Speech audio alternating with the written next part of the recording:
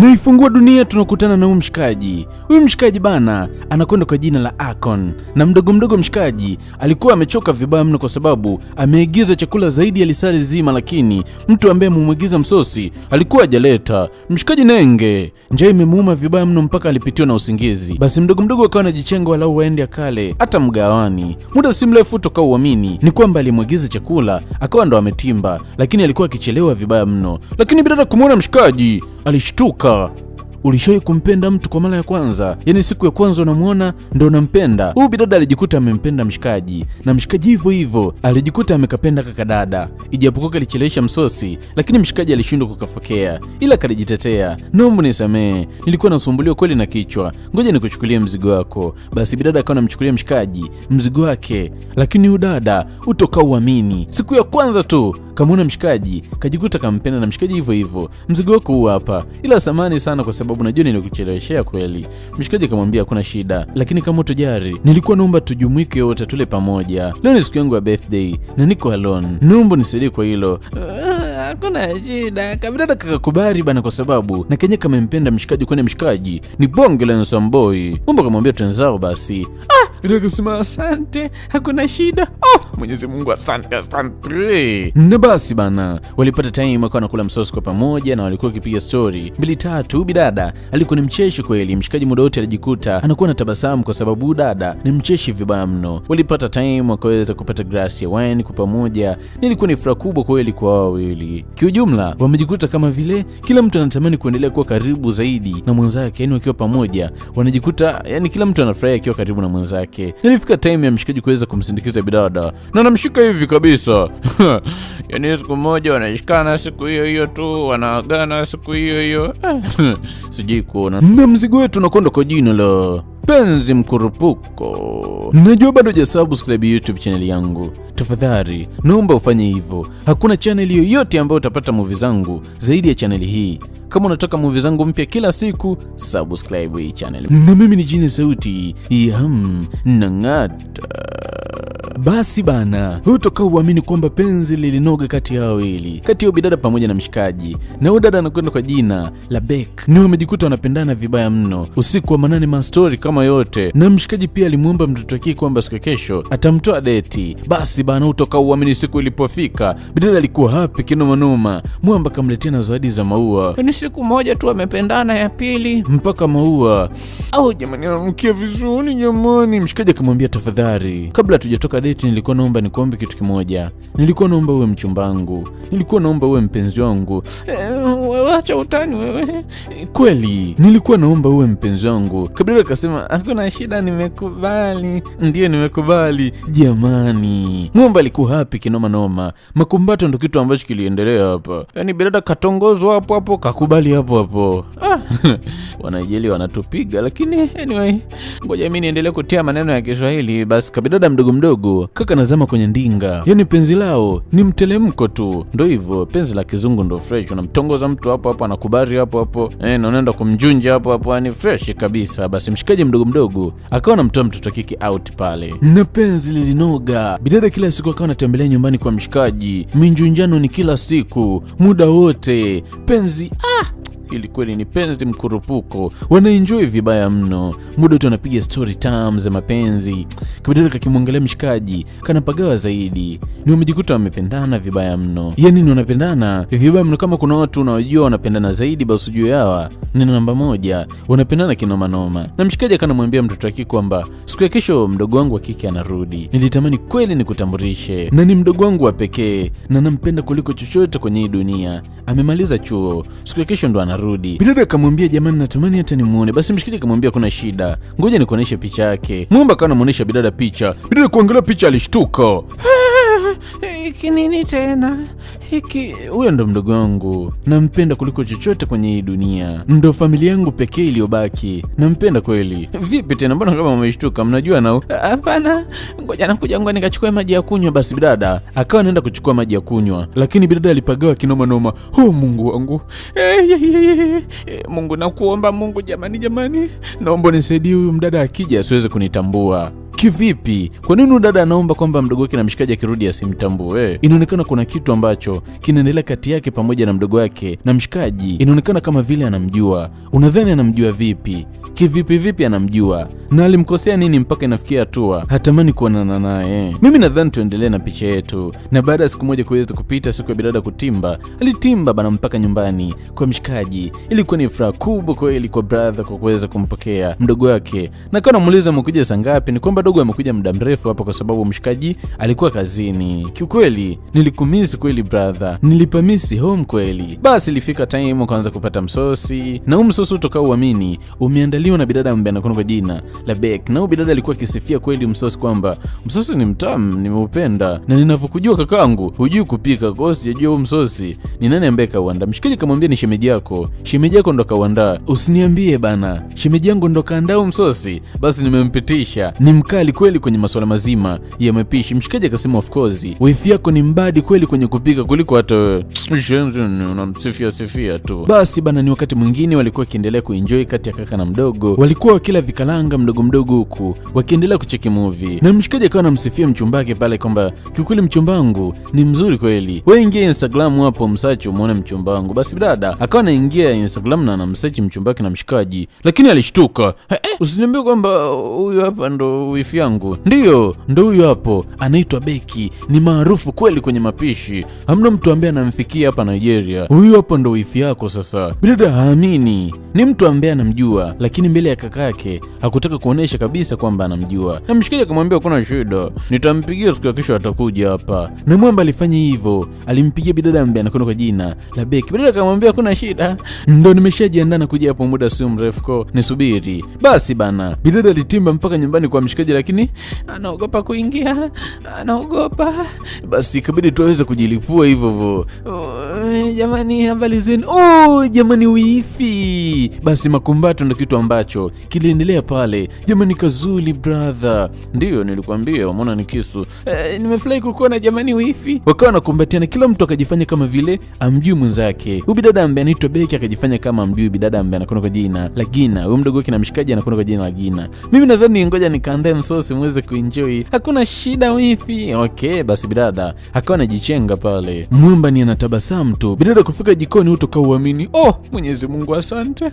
Afadhali huyo binti hajanitambua, kwa sababu angenitambua sidhani kama kuna kitu ambacho kingeendelea hapa. Basi bana, bidada alipika msosi na walikuwa kienjoy hapa. Ilikuwa ni furaha kubwa kweli. Bidada Gina alikuwa kienjoy kweli kula msosi wa mtoto kike ambaye anakwenda kwa jina la Beck, lakini kila mtu ameweka kitu moyoni. Na basi bana, bidada ambaye anaitwa Gina alitimba mpaka chumbani kwake na akawa anajisemea kwamba hatimaye sasa adui yangu yupo karibu yangu na yupo kwenye mikono yangu, yani na mwendo, acha nimuoneshe ukenge. Anamaanisha bidada ambaye anakutoka jina la Becky. Kwa nini anamuita adui? Unadhani kitu gani ambacho Becky kamfanyia? Tunamwona Becky alikuwa akipika hapa, ghafla katimba bidada ambaye anaitwa Gina.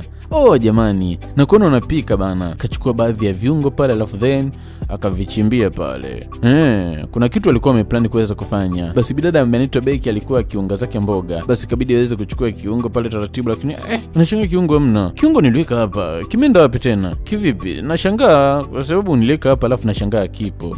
Kudadadeki shit, come on. Lakini no problem, ngoja niende dukani nikachukue vingine. Basi kuna shida, wewe nenda dukani ukachukue vingine. Basi bidada akawa anajichenga. Ile kujichenga tu, kumbe ndo ilikuwa plani yake na Gina. Alichokifanya, maeneo yote ambayo bidada alikuwa akipika kasambaza mauchafu nini, kamwaga viuchafu pale, alafu then akaanza kurekodi maeneo yote akiwa tayari ameshayachafua. Alirekodi uchafu wote. Sijajua plani yake ni kufanya nini, ila alihakikisha kwamba amerekodi jiko zima namna ambavyo lilikuwa ni chafu. Alafu alichokifanya, akalisafisha tena na kurudisha kila kitu kama mwanzo, ili mradi bidada akija asitambue kweli. Na bidada alitimba, akutambua kabisa kwamba udada kuna kitu amefanya. Akaendelea kupika zake. Nao mtoto kike akajifanya kama vile anampukuta nyuma, lakini kumbe aliendelea kumrekodi bana. Kamrekodi na yeye anavyopika kamrekodi. Sijajua anahitaji kutengeneza nini, ila inaonekana kitu ambacho anahitaji kukitengeneza ni kitu kibaya kweli kwa bidada ambaye anakwenda kwa jina la Beck. Na bidada Beck alikuwa hajui chochote. waliendelea kupika pale. Ni wakati mwingine bidada ambaye anaitwa Gina alikuwa akitoka na mshikaji ambaye anakwenda kwa jina la Akon. Oh brother, umependeza kweli. Kawaida yangu mimi kupendeza, mimi ndo kawaida yangu. Basi, alafu brother, mimi kuna kitu nitaka nikuulize. Hivi wewe una wasiwasi na yule demu wako? Anaonekana ana cheat yule. Anaonekana na mwanaume mwingine. Kivipi? Sijakuelewa anachokimaanisha ni nini. Ndio, namuona kuna muda mara anaongea na mwanaume, anamuita baby. Hapana. Ndo hivyo bana. Kale kana mwanaume mwingine. Nina mashaka nako na kuombea sana kwa Mwenyezi Mungu akupe mwanamke mzuri zaidi ya yule. Ila yule hamna kazi. Hivi una akili timamu? Yaani mwanamke ambaye nampenda mpenzi wangu afu naanza kumzungumzia mabaya. Yule hawezi kunichiti bana. Hawezi kuwa na mwanaume mwingine zaidi yangu mimi. Mimi ndo nakwambia hivyo. Yule ni lazima na mwanaume tafadhali. Kamba ni naye. Alafu mshikaji akawa anajichenga baada ya kuona mdogo wake anaongea upumbavu. Haka kabida inaonekana kuna kitu kweli kanihitaji kufanya. Ni wakati mwingine kamepoa na mshikaji hapa. Brother, muangalie demu wako sasa kule. Anachati na wanaume pale. Na pale anachati na wanaume zaidi ya 9. Brother kabaki anamjangaa. Ndio ndo nakwambia hivyo. Kale ni kamalaya tu. Tafuta mwanamke mwingine. Mpaka anabaki anamshangaa. Ni wakati mwingine tena mshikaji alikuwa na demu yake hapa bidada ambaye anakuwa kwa jina la Becky, walikuwa kipiga story mdogo. Na muda si mrefu kama kawaida Kizabizamina akatimba hapa. Nia yake tu ni kuharibu mahusiano ya kaka yake pamoja na udada. Sijui kamkosea nini hata. Naona mmekaa mna enjoy. Ndio tuna enjoy. Nini ambacho kimekuleta hapa jamani baby, usimwambie hivyo mdogo wako. Ndio hivyo. Ila nimekuja hapa nina wazo fulani hivi. Wazo gani hilo? Nataka tucheze challenge pamoja na wifi yangu. Wifi, ingia popote ambapo unataka kwenye simu yangu na mimi niingie popote ambapo nataka kwenye simu yako. Basi akawa anaingia, lakini ubidada ambaye anaitwa Becky hakutaka kuweza kuingia popote kwenye simu ya udogo. Kuna kitu nimeona hapa. Huyu hapa ni nani? Huyu hapa ni rafiki yangu. Rafiki? Ndio ni rafiki yangu tu. Rafiki kivipi? Au kuna kitu kingine kinaendelea? Hapana, ni rafiki tu. Kwa nini unaniambia ni rafiki tu? Yaani just rafiki. Ndio, urafiki tu. Okay, hakuna shida. Basi bidada akaendelea kuchunguza pale. Na huyu hapa ni nani? Mshikaji akaingilia kati, jamani. Acha kile ambacho nakifanya. Huo ni upumbavu, leta simu hapa. Mshenzo unaanza kukagua simu ya wifi yako mshenzo ya. Basi mshikaji akawa amemrudishia kila mtu simu yake. Alafu inabidi uende kupumzika, inaonekana akili yako iko sawa. Okay, fresh. Na waacha niendelee kuenjoy. Basi bidada mdogo akawa anajichenga. Lakini wakati mwingine tunamwona bidada Becky hapa. Akawa anafikiria, kwa nini huyu Gina ananifanyia hivi? Mbona kama vitu ambavyo anavifanya sio sawa? Amenigundua nini? Au ameshanijua? Na basi banuko bidada ambaye anaitwa Gina alikuwa happy kinoma noma. Atime sasa dili langu linaenda kutiki. Lazima nimuoneshe huyu. Sasa hivi nifanyeje? Wazo linalofuata nifanyeje? Sasa hivi sasa nimepata wazo sasa. Hili ndio wazo bab kubwa. Bidada akawa amepata wazo nini ambacho akifanya sasa hivi ni yake ni kuweza kuwaachanisha wawili. Na wazo lake la leo ni hili hapa. Tunamuona bidada Becky alikuwa na mshikaji ambaye anakwenda kwa jina la Akon. Na muda si mrefu bidada Gina alikuja na mtu hapa. Na Becky alikuwa akijificha. Unataka kabaki na shangaa. Becky, ni wewe? Mshikaji kabaki na shangaa kivipi? Unafanya nini kwenye nyumba? Alafu Gina, umekasahau waka. Huyu mshenzi si ndo alikuibiaga bwana. Na sio bwana toka kutukania mpaka mamako. Mshikaji kabaki na shangaa kivipi? Ndo aka hapa kalikutukania mpaka mamako na kalikuibia na bwanako. Lakini samani jamani, hakuna baya lolote. Mshikaji kabaki na shangaa kivipi? Wanayosema ni ukweli hapa? Unajuana na mdogo wangu?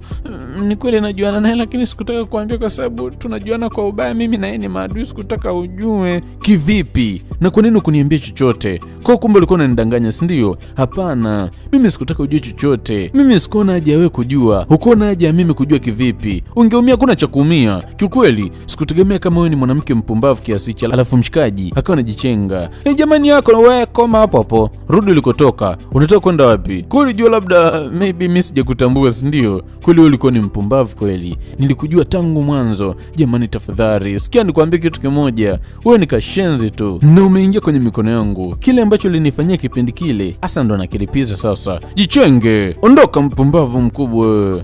Nenda kwenu mshenzi mkubwa. Bidada alimtimua mtoto kike ambaye anakwenda kwa jina la Becky.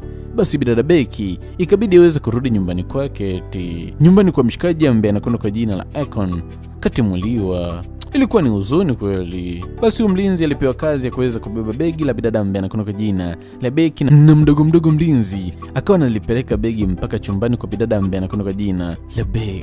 Ni watu wengi kweli wamekuwa kitamani kuweza kutengeneza pesa kupitia YouTube, lakini changamoto kubwa ambayo watu wengi wamekuwa wakiipitia ni kuweza kukamilisha ile masaa 4 ili mradi aweze kutengeneza pesa kupitia YouTube. Ni kweli bana, YouTube ni platform ambayo inalipa vizuri kweli, na ni vijana wengi wametajirika, wamekuwa mabilionea kwa kuweza kutengeneza pesa kupitia YouTube. Hata wewe pia unaweza kutengeneza pesa kupitia YouTube, ijapokuwa changamoto kubwa ni kuweza kuyatimiza ile masaa 4 ili mradi uweze kutengeneza pesa kupitia YouTube. Na siku ya leo nimekuja na ofa kidogo tu. Nahitaji kuwasaidia wale wote ambao wanatamani kuweza kutengeneza pesa kupitia YouTube. Wewe cheki kwa hizo namba 0755660003. Sio bure jamani. Kuna kiasi kidogo kweli utachangia ili mradi tuweze kusupporti mchongo. Wewe cheki WhatsApp kupitia hizo namba, alafu nikusaidie ni namna gani unaweza kupata masaa 4 ili mradi uweze kutengeneza pesa kupitia YouTube. Huko mshikaji utokao uamini ni huzuni. Muda wote anamwaza bidada ambaye anaitwa Becky. Brother, huna haja ya kumwaza yule mpumbavu mshenzi yule malaya. Yule ni mjinga tu, aliniibiaga bwana yule. Sio mwanamke wa kumwaza. Mwenyezi Mungu atakupa mpenzi mzuri, utaenjoy. Mpenzi mwenye nyashi kubwa kama wapenzi ambao jini anawapenda ndo Mungu atakupa. Achana na yule mpumbavu. Sio mwanamke ambaye anakufaa. Lakini mshikaji unadhani mambo yanaingia kichwani. Anamwaza bidada ambaye anaitwa Becky, ni mwanamke ambaye anampenda. Usimwaze hivi mpuzi yule, Mungu atakupa mwanamke mwingine mzuri zaidi ya yule. Kivipi? Bidada huyu haelewi maana ya mapenzi eti. Huko bidada na ilikuwa ni huzuni kwa upande wake. Amini eti amemkosa mshikaji ambaye anakwenda kwa jina la Akon. Kimasiala tu mwanaume ambaye alijikuta ameingia kwenye moyo wake. Mapenzi haya, ukimpenda mtu mkipendana, mapenzi yakiwa ya dhati, lazima kiingie kidudu mtu tukije kiharibu. Sijui kwa nini yani. Sijui vinatokeaga wapi. Huko kwa bidada ambaye anaitwa jina, ilikuwa ni furaha kubwa kwa upande wake. Siku leo acha nimalizie bomu la mwisho. Kisasi changu cha mwisho ndo nakifanya hapa leo. Utoka uamini, bidada alianza kuedit ile video ambayo alirekodi siku zile wakati bidada anapika. Na alichokifanya, utoka uamini, aliiposti. Bidada ambaye anakwenda kwa jina la Becky anaamka asubuhi kichovu kweli, unajua tena. Basi akawa anaingia Instagram ende akaangalia oda kidogo za wateja wa leo, lakini hutoka uamini. Haamini kitu ambacho anakiona. Ile video imepostiwa. Jamani, huyu mpumbavu huyu. Kumbe siku ile alikuwa ananirekodi kuba babake huyu mjenzi, huyu mjinga. Yaani kumbe mimi nilikuwa na act kama mtu mzuri kwa upande wake. Kumbe alikuwa ni mbaya tu. Ananifanyia ukatili. Kuba babake bidada mna kitu ambacho kilimuuma kama hiki, kwa sababu kafanywa usnichi. Ni zaidi ya usnichi. Kamrekodi personally idhaa yake na kamchafua kweli kwenye mitandao ya kijamii kwamba huyu dada ni mchafu, msinunue chakula chake, ni malaya tu, anapika kiuchafu kweli. Bidada alikasirika vibaya mno, akasema kuba babake zake siwezi nikamkali ya kimya. Fungua geti kule chapu. Basi mlinzi mchaka chinja, nikafungue geti. Mlinzi kafungua geti pale. Na bidada alimtimbia gina nyumbani kwao akiwa moto vibaya mno, alipiga oni kama zote. Tokani nje kuba babake zenu, oni kama zote. Basi miamba wakawa wanatoka na mtoto wa kike akawa anashuka kwenye gari akiwa na hasira vibaya mno. Niue fala wewe, niue, nimalize tu kwa sababu umeshaniharibia biashara zangu. Wewe ni mshenzi mchawi mkubwa wewe. Kivipi? Shida nini? Kwa nini unakuja kuleta fujo nyumbani kwangu? Fujo kaianzisha mdogo wako mchawi huyu. Kaniharibia biashara yangu. Ni kweli tulishakosana miaka ya nyuma, lakini uwezo kafanya kitu kama hiki. Uwezo kaniharibia biashara yangu. Ulichokifanya unakosea. Jambo tulishakosana kipindi tuko sekondari miaka ya nyuma kabisa, alafu unakuja kuharibu kipindi hiki. Bila kusema of course, wewe ulifurahia, ulimtukana mamangu na bado ulitembea na mwanaume wangu. Ulitegemea nini? Nimekuja kwa sababu ya kulipiza. Mimi sikujua kabisa kwamba mamako alikuwa amepoteza maisha, lakini kwa hilo naomba unisamehe. Ila kitu ambacho umekifanya kwa sasa hivi umekosea, kwa sababu umeharibu kila kitu kwenye maisha yangu. Umeharibu biashara yangu, umeharibu na mahusiano yangu. Tangu nimeanza kupenda, hakuna mwanaume nishai kumpenda kama huyu hapa, lakini mwisho wa siku umeharibu mahusiano yangu. Na hujaishia hapo, umekuja kuharibu na biashara yangu. Okay, freshi, mshindi wewe, nakupigia na makofi. Wewe ni bingwa, lakini nakupa onyo. Brother yako anakuachia, lakini kama mbali na mimi. Hata siku moja usije ukanisogelea kwenye maisha yangu, kwa sababu nikija kukuona mbele yangu nitakukili. Alafu bidada akawa anajichenga. Mshikaji haamini. Kitumbua kinaenda eti. Kimemchimba na mkola mzito, alafu kitumbua kinaenda. Mwamba amini. Kisa dogo janja, kitumbua kinaondoka. Mshikaji alikasirika vibaya mno. Aliingia ndani akiwa wa moto kinoma noma. Ndio bidada ambaye anakwenda kwa jina la Gina akagundua tu kabisa kwamba hapa amekosea. Hapa kazingua, ni katika vitu kazingua ndo hapa. Yaani kama ni makosa basi kafanya kosa la kitoto. Mshikaji utoka uamini, alikuwa ni mtu wa huzuni muda wote. Stress ni kama zote, anajikuta anakunywa pombe. Akaona haiwezekani. Siwezi nikaendelea kuugulia haya maumivu mimi. Basi mshikaji ikabidi aweze kuchukua ufunguo wa gari na mdogo mdogo akawa anajichenga. Brother wapi tena? Sasa hivi ni saa 7 sasa hivi za usiku. Unaenda wapi? Lakini brother unadhani anajari. Jamani brother unaenda wapi jamani? Mshikaji utoka uamini. Ameshindwa kuvumilia mwamba. Hawezi. Alikuja mpaka nyumbani kwa bidada, alimgongea lakini bidada hakuna kufungua. Hafungui kabisa. Kwa sababu ana hasira na mshikaji ambaye anakuwa jina la Akon. Mshikaji kashindwa kabisa kumwamini. Bidada alitimba mpaka chumbani kwa mshikaji, alimletea mshikaji msosi. Mwamba muda wote ni anajaribu kuweza kumpigia bidada, lakini bidada hapokei simu. Brother, chakula kipo tayari hapa. Mwamba nadhani hata anaweza kula. Anamwaza bidada ambaye anakuwa kwa jina la Beki. Dogo kabaki anajenga kwamba yake kweli nimezingua hapa. Lakini brother, mtu hapokei simu. Achana naye. Acha kumpigia.